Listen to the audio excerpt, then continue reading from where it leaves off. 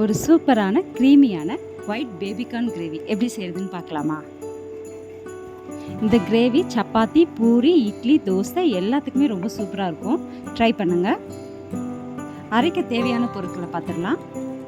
2 பெரிய வெங்காயம், சின்ன துண்டு இஞ்சி, 10 பல் பூண்டு, 2 பச்சை மிளகா,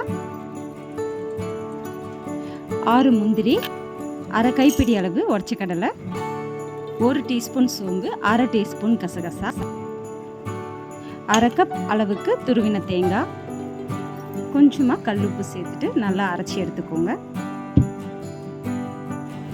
ஒரு பேனில் 1 டேபிள் ஸ்பூன் அளவுக்கு பட்டர் சேர்த்துக்கோங்க. அது நல்லா மெல்ட் ஆகட்டும். இப்போ நம்ம வீடியோவில் பார்க்குறோம் இல்லையா, இது வந்துட்டு பட்டை, சின்னமான் கிடையாது. இது வந்துட்டு கேஷியா. இது ரெண்டுத்துக்கும் நிறைய டிஃப்ரென்ஸ் இருக்குது. சின்னமான் பட்டை வந்து இப்படி தான் இருக்கும். இது நீங்கள் இது ரெண்டுத்துக்கும் உள்ள வித்தியாசம் வந்து நீங்கள் கூகுள் பண்ணி பார்த்துக்கோங்க. கொஞ்சமாக பட்டை சேர்த்துக்கோங்க. 2 பீஸ் லவங்கம், 1/2 to 1 டேபிள் ஸ்பூன் சீரகம் சேர்த்துக்கோங்க.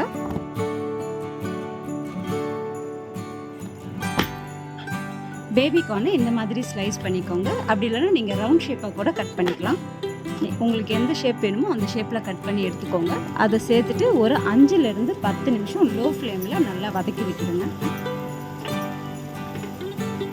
நல்லா இந்த அளவுக்கு வதங்கணும்.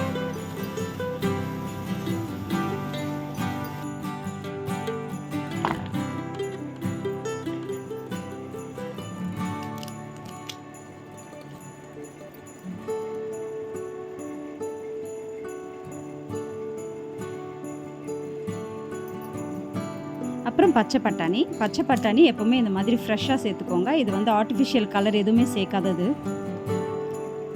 இந்த மாதிரி நீங்கள் யூஸ் பண்ணும்போது இது ஈஸியாக நமக்கு குக் ஆகிடும். பட்டாணி கூட கொஞ்சமாக உப்பு சேர்த்துட்டு நல்லா 5 நிமிஷம் லோ ஃப்ளேமில் வதக்கி விட்டுருங்க.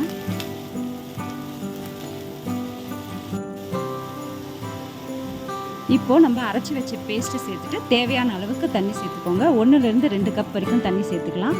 ஏன்னா இது வந்து நல்லா திக்கான ஒரு பதத்துக்கு வந்துடும். இதை மூடி வச்சு 15லேருந்து 20 நிமிஷம் லோ ஃப்ளேமில் குக் பண்ணுங்கள். பாருங்கள், இப்போ சூப்பராக க்ரீமியான ஸ்ட்ரக்சரில் வந்திருக்கு. அவ்வளோதான். கொஞ்சமாக கொத்தமல்லி சேர்த்துட்டு இறக்கி விட்டுடுங்க. இது சப்பாத்தி, பூரி, இட்லி, தோசை எல்லாத்துக்குமே ரொம்ப சூப்பராக இருக்கும். ட்ரை பண்ணி பார்த்துட்டு எப்படி வந்திருக்குன்னு சொல்லுங்கள்.